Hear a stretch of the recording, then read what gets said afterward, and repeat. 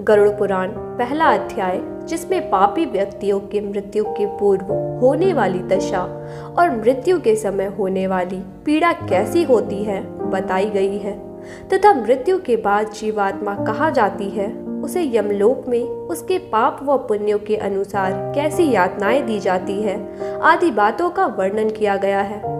गरुड़ पुराण में कहा गया है कि जो व्यक्ति सदा से ही पापी है, दया धर्म से रहित है, दुष्ट लोगों की संगति में रहते हैं, ऐसे पापी व्यक्ति दुख पूर्वक यम यातना प्राप्त करते हैं। ऐसे पापी व्यक्ति के यदि कोई पुण्य कर्म है तो उसे भोगने के बाद पाप कर्म के अनुसार उसे कोई शारीरिक रोग हो जाता है। मानसिक रोग और शारीरिक रोग से युक्त उस व्यक्ति की जानकारी के बिना ही काल उसके समीप आ पहुंचता है। वृद्धावस्था के कारण विकृत रूप वाला और मरणाभिमुख वह व्यक्ति घर में अपमान पूर्वक दी हुई वस्तु को कुत्ते की भांति खाता हुआ जीवन व्यतीत करता है। उसकी आहार कम हो जाती है, जिससे उसका शरीर दुर्बल हो जाता है। प्राणवायु यानी यात्मा के बाहर निकलते समय उसकी आंखें उलट जाती है, नाड़ियां कफ से रुक जाती है, उसे खांसी और सांस लेने में प्रयत्न करना पड़ता है तथा कंठ से घुर्र घुर्र की आवाज निकलने लगती है। मृत्यु के निकट आने पर वह प्राणी परिवार के स्नेह की वेदना से रोता हुआ परिवार के बीच में ही प्राण त्याग देता है। उसका चेतन शरीर जब जड़ के समान हो जाता है, जब मृतक के प्राण कंठ में ही आकर अटक जाते हैं, उस समय मृतक को दिव्य दृष्टि प्राप्त होती है, जिसके द्वारा वह समस्त संसार को एकमय होकर देखता है। दिव्य दृष्टि के कारण समीप में आए यमदूतों को देख वह भय से कुछ भी बोलने में असमर्थ हो जाता है। उसकी इंद्रियां विफल हो जाती है और प्राणवायु शरीर से बाहर चल देती है। उस समय मृत व्यक्ति का एक क्षण भी कल्प के समान बीतता है और 100 बिच्छू के काटने से जो पीड़ा होती है, वैसी व्यथा श्वासों के निकलते समय होती है। यमदूतों के भय से उस जीव आत्मा के मुख से लार और फेन गिरने लगता है। पापी मनुष्य के प्राण गुदा मार्ग से तथा पुण्यकारी व्यक्तियों के प्राण मुख मार्ग से निकलते हैं।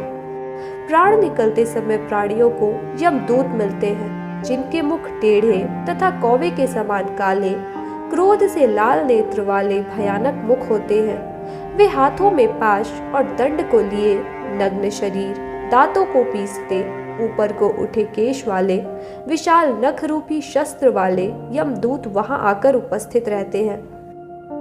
उन दूतों को देखकर भय से वह प्राणी मल मूत्र का त्याग करने लगता है। हाय हाय करती हुई उसकी जीवात्मा शरीर से निकलकर अंगूठे मात्र शरीर को धारण करता है और वह मोहवश अपने घर को देखता है। रुदन करते हुए अपने बंधु बांधवों को देखता है।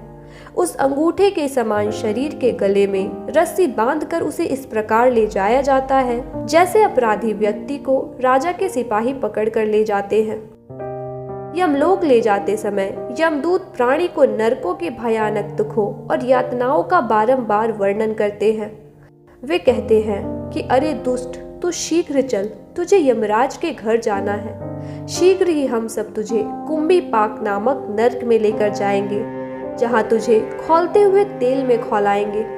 इस प्रकार वह पापी जीवात्मा हाय हाय करता हुआ, अपने बंधु बांधवों का रुदन सुनता हुआ, विलाप करता हुआ यमदूतों के द्वारा प्रताड़ित किया जाता है। उसे यमदूत अपने पाश बंद में जकड़कर कोड़े से मारते हैं और जो पुण्यकारी होते हैं उन्हें स्वर्ग के पार्षद अपने लोकों में सुख पूर्वक ले जाते हैं।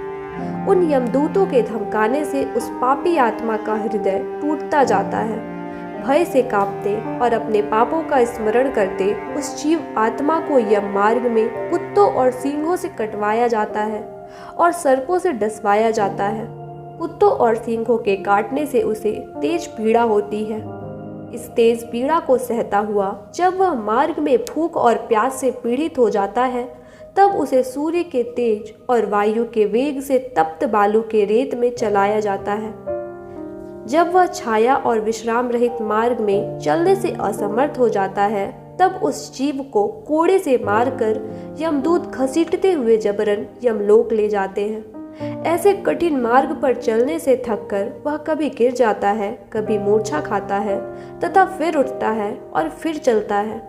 इस प्रकार वह जीव अंधकार में यमलोक में पहुंचाया जाता है। वे यमदूत उसको घोर नरक की यातना दिखाते हैं।